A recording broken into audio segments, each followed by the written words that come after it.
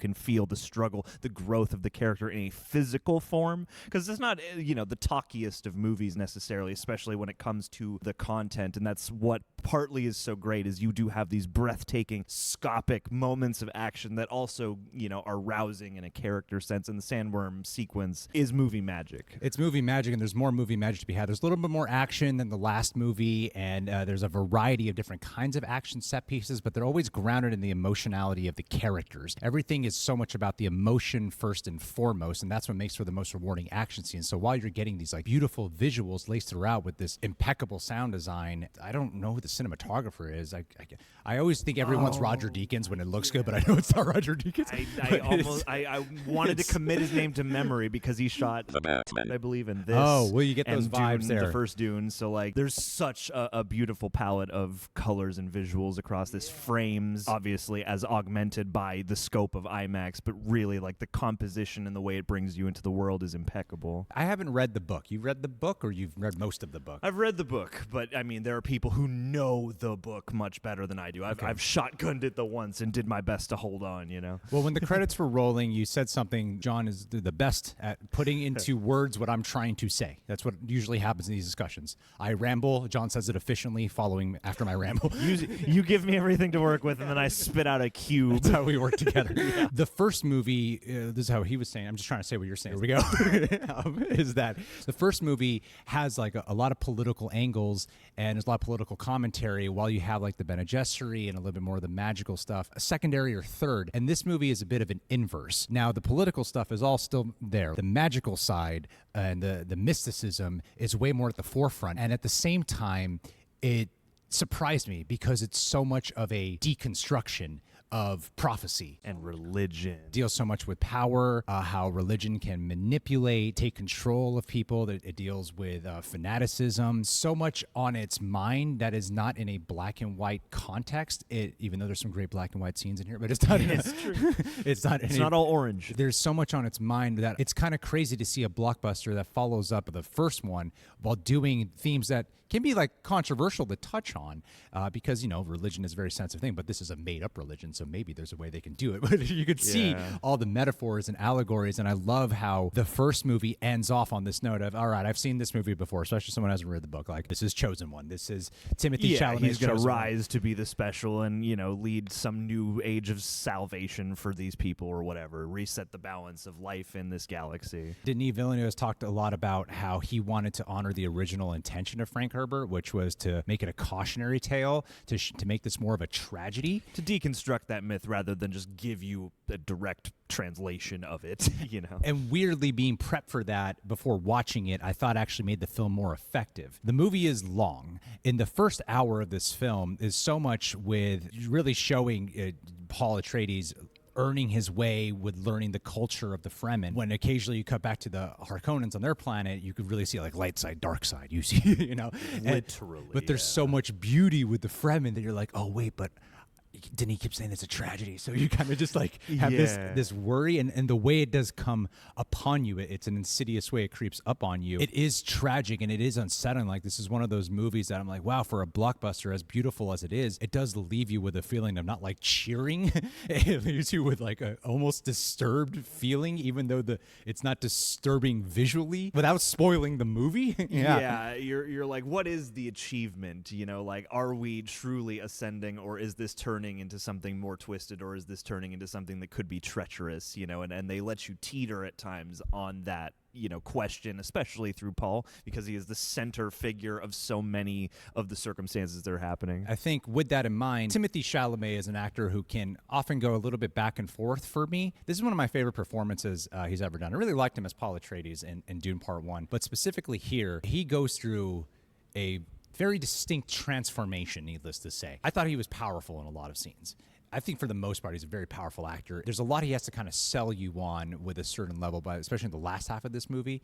And for me, it really worked. It works again so much in terms of the story, the characters, the themes. He's aware of the programming that he has had his whole life. And so much of this is about, can you fight against your programming? Can you fight against quote unquote manipulated destiny? What happens if you try to go against that? And you could feel this like internal struggle. And what happens if you try to surrender?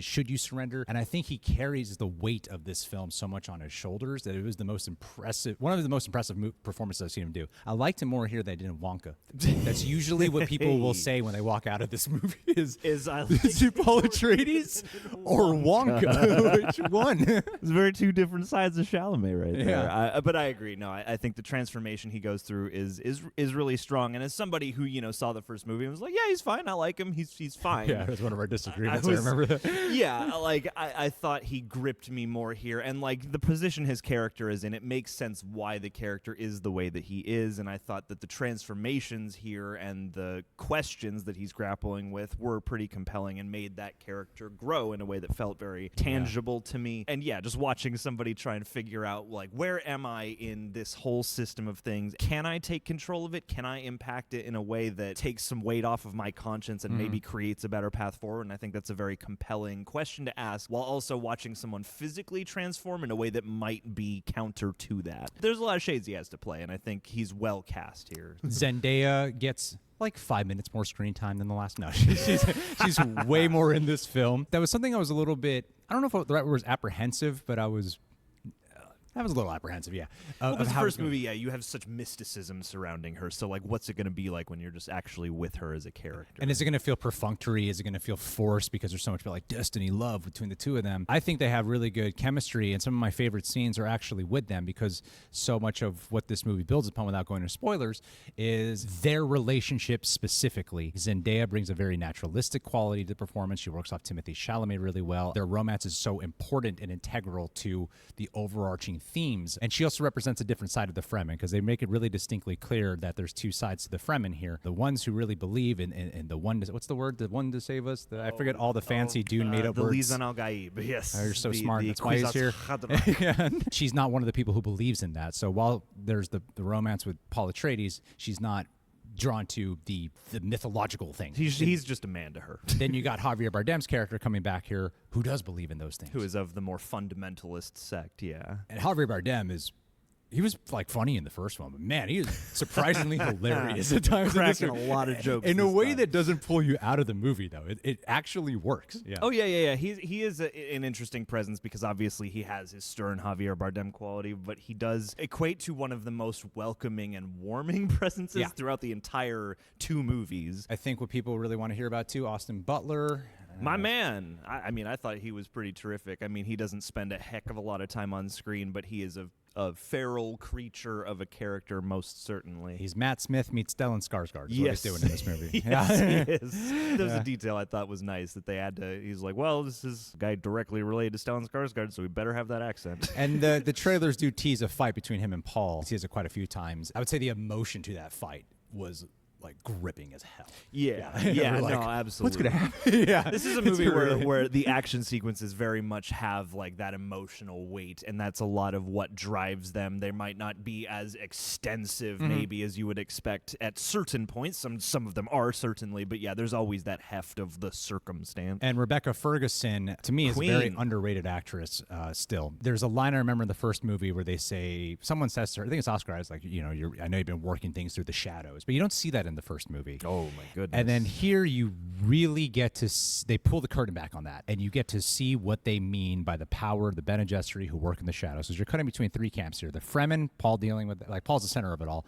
The Fremen, the Harkonnens, and then you got the Bene Gesserit. Rebecca Ferguson's role here commands the screen. She may be my favorite performer across both these movies, just because, again, She's way excellent. she embodies the character, the struggle of the character, the weird mantle she has to occupy in being a conduit for these various prophecies and whatnot. And that's the thing about the shifting tone of the political nature of the movie, is you see that, like, the politics are almost like short-term circumstances, and then the mysticism, the stuff that Bene Gesserit, the stuff that she is directly involved with, is like the guiding hand of all those politics across generations in a really wild way. And she's able to carry all of that in a way that feels quite believable, but also very emotionally resonant. All right, John, we got 2 minutes and we got to get out of here. So we got to speed through the criticisms that we probably have about this movie, or like mild criticisms about it. Dave Bautista, to me was one of the little disappointing parts of the film to me. I feel like they really set him up in the first movie, and here he just kind of felt like yelling angry Drax. And You want more, yeah. Yeah, and we've seen Dave Bautista do a variety of roles at this point. For that story he's been telling about, Denis Villeneuve is one of the first people who came to me on set Yeah. and was like, you are such a,